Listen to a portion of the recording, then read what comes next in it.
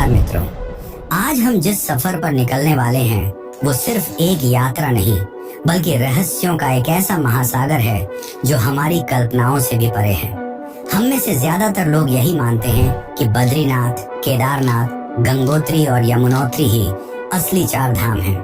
लेकिन क्या होगा अगर मैं आपसे कहूं कि ये भारत के मुख्य चार धाम नहीं बल्कि 20वीं शताब्दी में कहलाए गए हिमालय के छोटा चार धाम हैं? तो फिर भारत के असली चार धाम कौन से हैं? और 8वीं सदी में आदि गुरु शंकराचार्य ने इन्हें भारत के चारों कोनों में ही क्यों स्थापित किया? और सबसे जरूरी सवाल कि आखिर क्यों जरूरी है चार धाम यात्रा? क्योंकि हिंदू मान्यताओं के अनुसार ये हमेशा कहा जाता है कि एक व्यक्ति को अपने जीवन काल में एक बार चार धाम यात्रा जरूर करनी चाहिए। आखिर इसका क्या महत्व है? हमारे सनातन धर्म में चार प्रमुख धाम हैं जो कि है बद्रीनाथ, जगन्नाथ, रामेश्वरम और द्वारका। साथ ही चार छोटे धाम भी हैं जो कि है केदारनाथ, गंगोत्री, यमुनोत्री और बद्रीनाथ। इन चारों को मिलकर हिमालयन चार धाम भी कहा जाता है। अब जरा आप ही सोचिए, क्या यह महज एक इत्तेफाक है कि जगन्नाथपुरी के मंदिर का झंडा हमेशा हवा की विपरीत दिशा में लहराता है? और क्यों वहाँ आज भी उन मूर्तियों की पूजा होती है जिनके हाथ पैर ही नहीं है? आखिर वो कौन सी शर्त थी जिसने भगवान की मूर्तियों को अधूरा ही छोड़ दिया? वहीं दूसरी तरफ रामेश्वरम में जहाँ समंदर की लहरें शोर मचाती हैं, वहाँ हनुमान जी के इंतजार में माता सीता को क्यों समुद्र के किनारे पड़ी रेत से ही एक शिवलिंग बनाना पड़ा? और क्या सच में अरब सागर की गहराइयों में आज भी द्वारका नगरी के अवशेष मौजूद हैं जिसे देव शिल्पी विश्वकर्मा ने मात्र एक ही रात में तैयार कर दिया था? अब अगर हिमालय की तरफ चले तो विज्ञान आज तक यह नहीं समझ पाया कि यमुनोत्री की कड़कड़ाती ठंड और बर्फ के बीचों बीच उबलता हुआ पानी और बहती ठंडी निर्मल यमुना एक ही जगह कैसे मौजूद हो सकते हैं। और मित्रों, रहस्य यही खत्म नहीं होते। क्या आप जानते हैं कि बद्रीनाथ जो आज भगवान विष्णु का धाम है वो असल में पहले भगवान शिव की तपस्या स्थली हुआ करता था? तो आखिर कैसे भगवान विष्णु ने छल से माता पार्वती और भगवान शिव से उनका ही घर मांग लिया? और केदारनाथ मंदिर जिसने न जाने कितने भूकंप और प्रलय सहे, जो 400 सालों तक ग्लेशियर की बर्फ में दबा रहा, वो आज भी अडिग कैसे खड़ा है? जब बद्रीनाथ और केदारनाथ मंदिर के कपाट 6 महीने के लिए बंद हो जाते हैं और सब कुछ वीरान हो जाता है, तो फिर वो दीपक लगातार कैसे जलता रहता है? कौन है वो अदृश्य रक्षक जो कपाट बंद होने पर भी भगवान की सेवा में लीन रहता है? आज की इस डॉक्यूमेंट्री में हम इन सभी अनसुलझे सवालों के जवाब ढूंढेंगे, तो बिना स्किप किए वीडियो के अंत तक बने रहिए, क्योंकि अब जो आप जानने वाले हैं वो आपके रोंगटे खड़े कर देगा।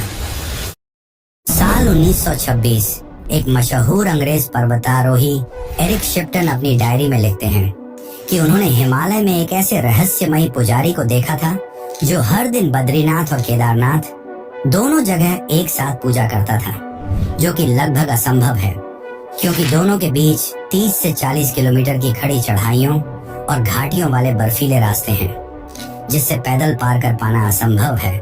तो आखिर कौन था वो पुजारी? और इससे बड़ा सवाल ये है कि आखिर क्यों जगत गुरु आदि शंकराचार्य ने इन चार स्थानों को चुना? क्या यह सिर्फ सीमाओं को बांधने का जरिया था या कोई और रहस्य?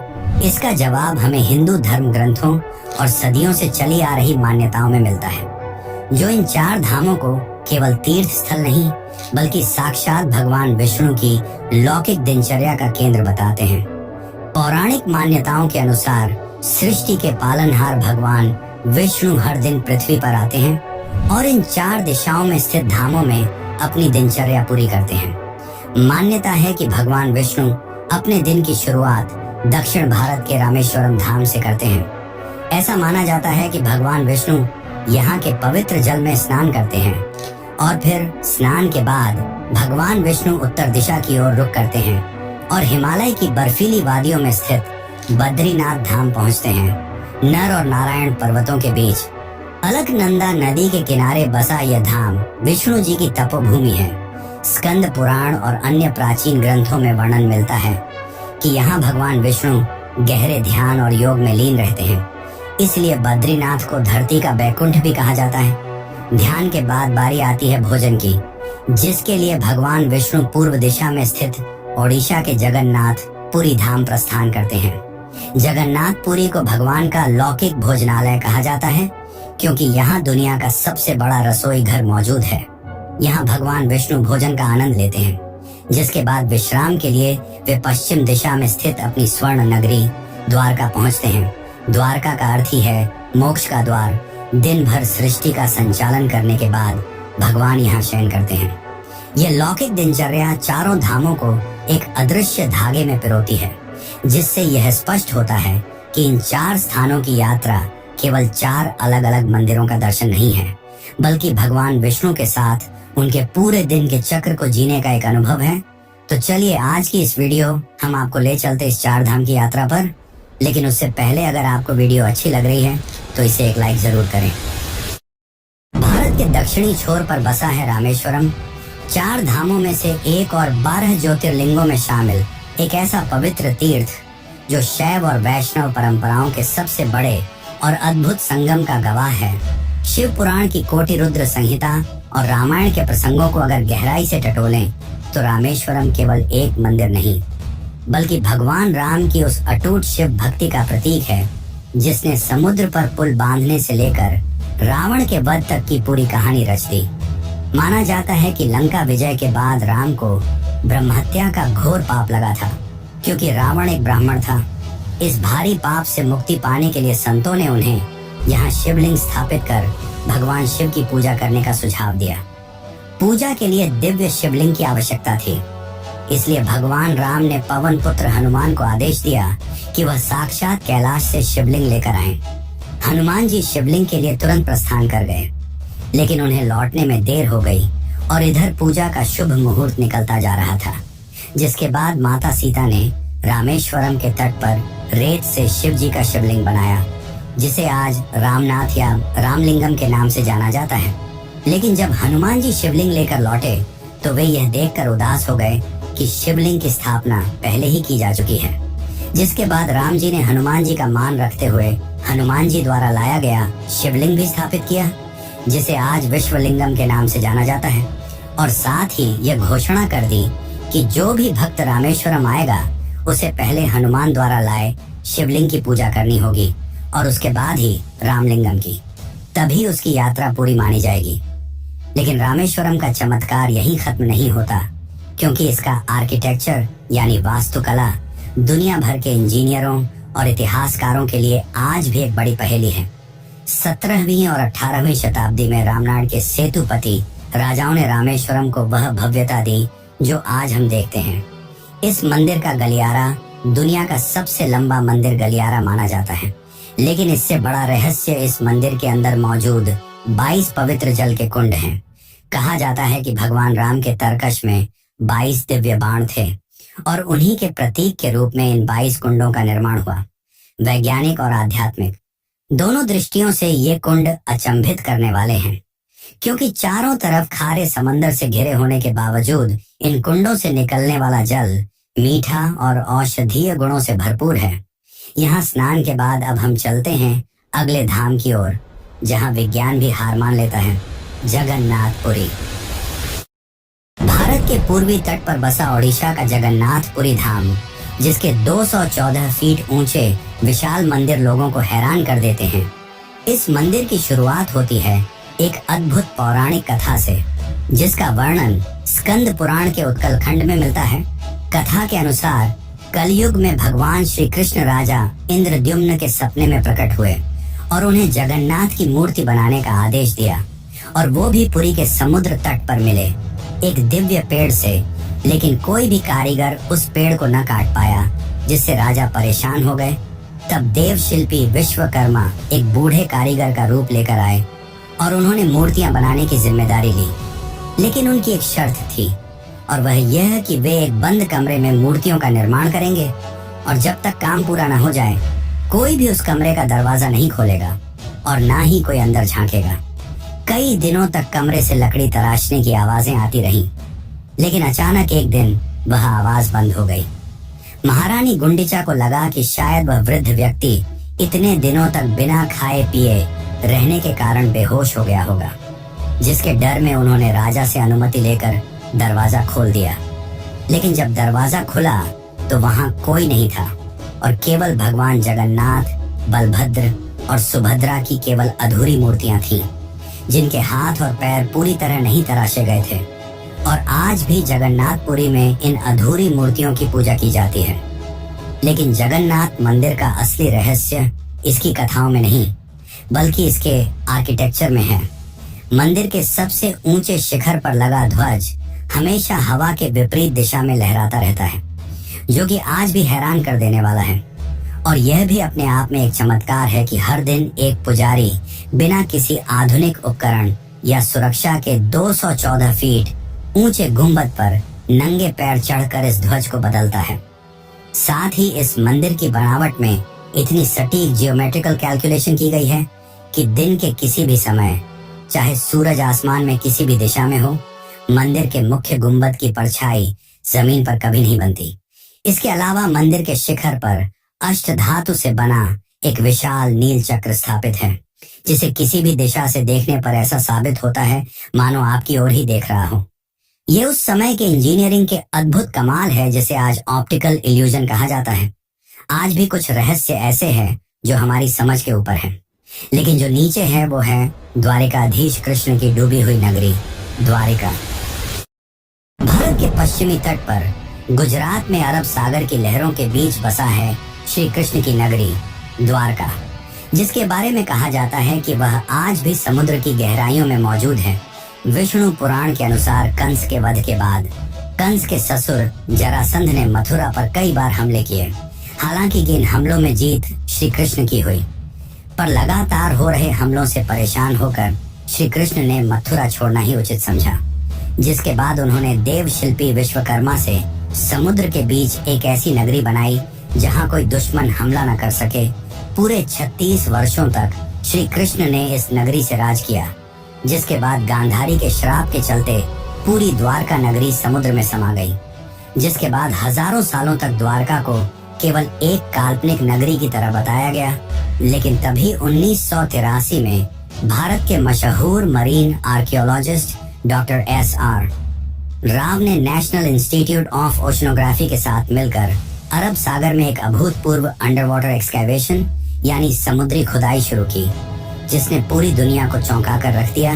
उन्हें समंदर की तलहटी में 15वीं शताब्दी ईसा पूर्व की विशाल पत्थर की दीवारें, ज्यामितीय आकार में कटे हुए भारी पत्थर, तांबे के सिक्के और प्राचीन जहाजों के विशालकाय लंगर मिले।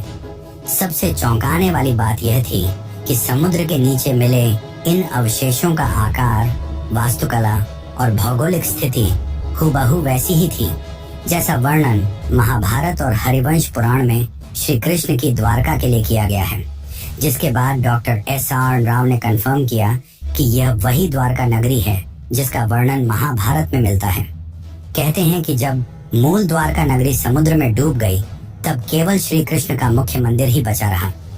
आज जो द्वारकाधीश मंदिर हम देखते हैं, जिसे जगत मंदिर या त्रिलोक सुंदर भी कहा जाता है, उसका निर्माण भगवान श्री कृष्ण के परपोते वज्रनाभ ने लगभग 2500 साल पहले करवाया था।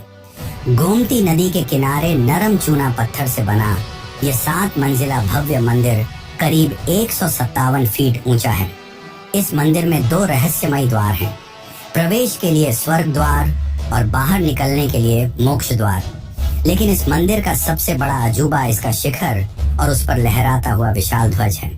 सूर्य और चंद्रमा के प्रतीक चिन्हों वाला यह ध्वज 52 गज लंबे कपड़े से बना है।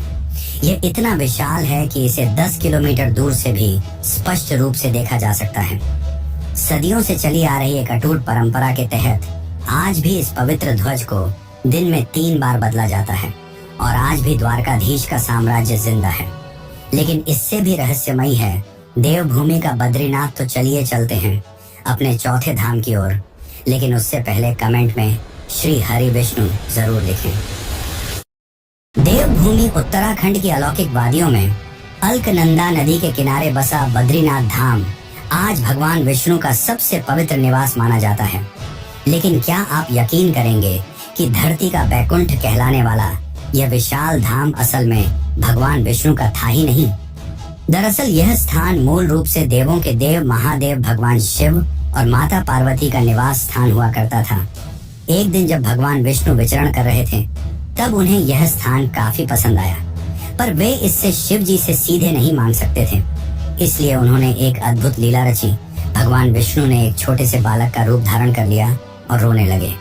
हिमालय की कंपा देने वाली ठंड में उस मासूम बच्चे को रोता देख माता पार्वती का मातृत्व जाग उठा और भगवान शिव के मना करने के बावजूद वे उस बच्चे को उठाकर अपने कक्ष के भीतर ले गईं, जिसके बाद भगवान विष्णु ने द्वार भीतर से बंद कर लिए और भीतर से निवेदन किया कि वे यहाँ रहकर तपस्या करना चाहते हैं।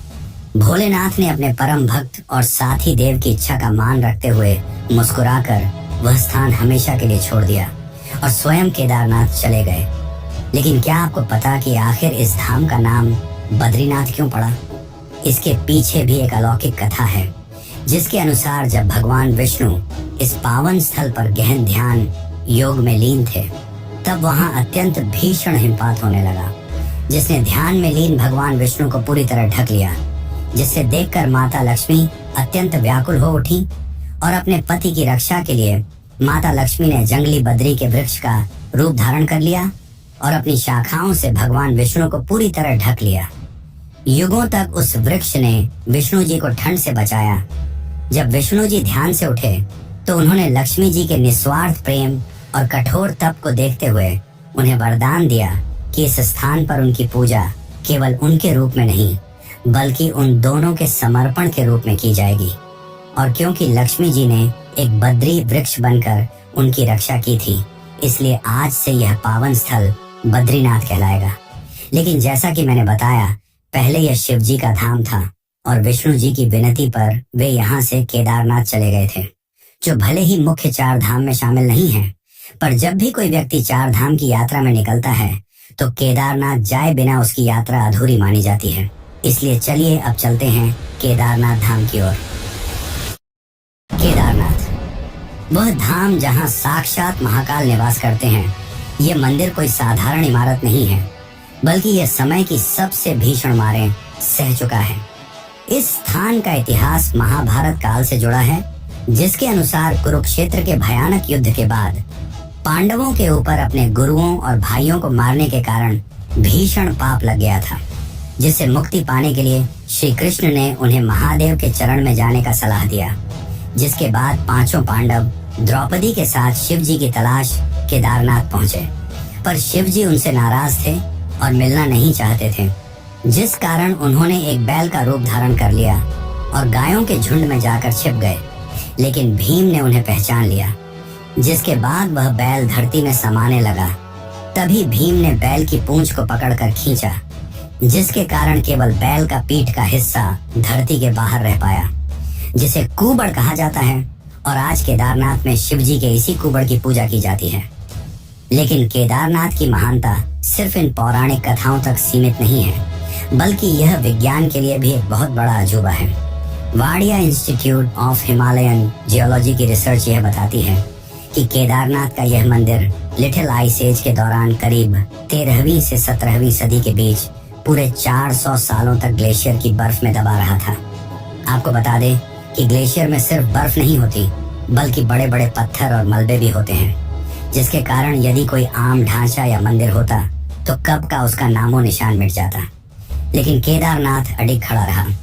यह हमारे पूर्वजों की उस इंटरलॉकिंग आर्किटेक्चर का जीता जागता वैज्ञानिक प्रमाण है, जिसने बिना किसी सीमेंट के बड़े बड़े पत्थरों को ऐसे फंसा कर रखा कि सदियों के बर्फीले प्रहार भी उसे हिला नहीं सके। और इस मंदिर की अडिग आस्था का सबसे बड़ा और खौफनाक इम्तिहान तब हुआ जब 16 जून 2013 को केदार घाटी में प्रकृति ने अपना प्रलयंकारी रूप दिखाया। चौराबाड़ी ग्लेशियर के फटने से लाखों गैलन पानी, विशाल पत्थर और कीचड़ का भयानक सैलाब सीधे मंदिर की ओर बढ़ रहा था। ऐसा लगा मानो अब इस प्रलय में सब कुछ खत्म हो जाएगा। लेकिन तभी बाढ़ के प्रचंड वेग के साथ बहकर आई एक विशालकाय चट्टान बिल्कुल मंदिर के पीछे आकर रुक गई, जिसने पानी के उस खौफनाक और प्रचंड वेग को चीरकर 2 हिस्सों में बांट दिया और मंदिर को बचा लिया। आज पूरी दुनिया इसे भीमशिला के नाम से जानती है। यह प्रमाण है कि शिव आज भी केदारनाथ में वास करते हैं और अपने भक्तों की रक्षा करते हैं। वैसे मित्रों, हमने जो शुरू में 1926 के साधुओं की बात की थी, क्या आपको उसका रहस्य पता है? तो चलिए अब जानते हैं उस आखिरी रहस्य को और जानेंगे कि आखिर क्यों जरूरी है चार धाम यात्रा और क्या होता है चार धाम यात्रा से। हिमालय की इन बर्फीली और रहस्यमयी गुफाओं में सदियों से कुछ ऐसे साधु और तपस्वी निवास करते हैं जिनकी आध्यात्मिक शक्तियों का अंदाजा लगाना आम इंसान के बस की बात नहीं है। इस बात का सबसे बड़ा और प्रामाणिक जिक्र साल 1926 में मिलता है।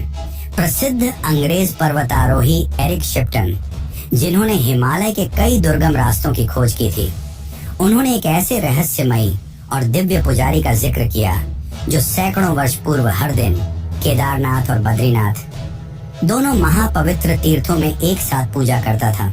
जरा सोचिए, केदारनाथ और बद्रीनाथ के बीच का रास्ता कोई आम सड़क नहीं है, बल्कि यह 30 से 40 किलोमीटर की बेहद खड़ी चढ़ाइयों, जानलेवा घाटियों और खतरनाक बर्फीले रास्तों से होकर गुजरने वाला एक दुर्गम सफर है।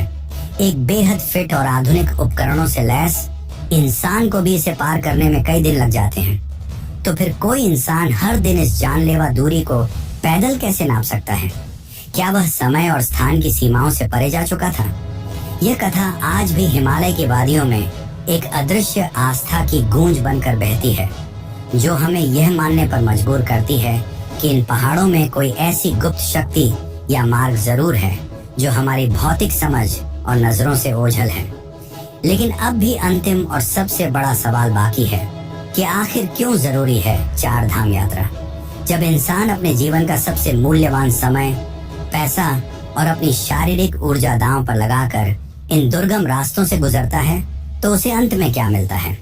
इसका जवाब हमें गरुड़ पुराण और श्रीमद् भगवद गीता के उस गूढ़ दर्शन में मिलता है, जो मानव जीवन को केवल एक शरीर नहीं बल्कि जन्म और मरण के एक अनंत चक्र का हिस्सा मानता है, यानी कि साइकिल ऑफ रीबर्थ, जिसके अनुसार एक आत्मा 84 लाख योनियों में भटकने के बाद मनुष्य का शरीर पाती है और मनुष्य जीवन का अंतिम लक्ष्य इस जन्म मरण के थका देने वाले लूप से बाहर निकलना है, जिसे मोक्ष कहा जाता है।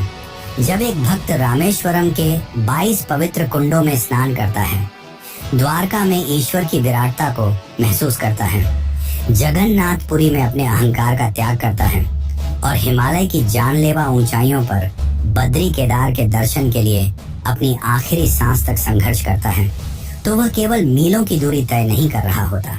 असल में इस भयानक शारीरिक और मानसिक तपस्या की आग में उसके जन्मों जन्मों के संचित कर्म जलकर राख हो जाते हैं।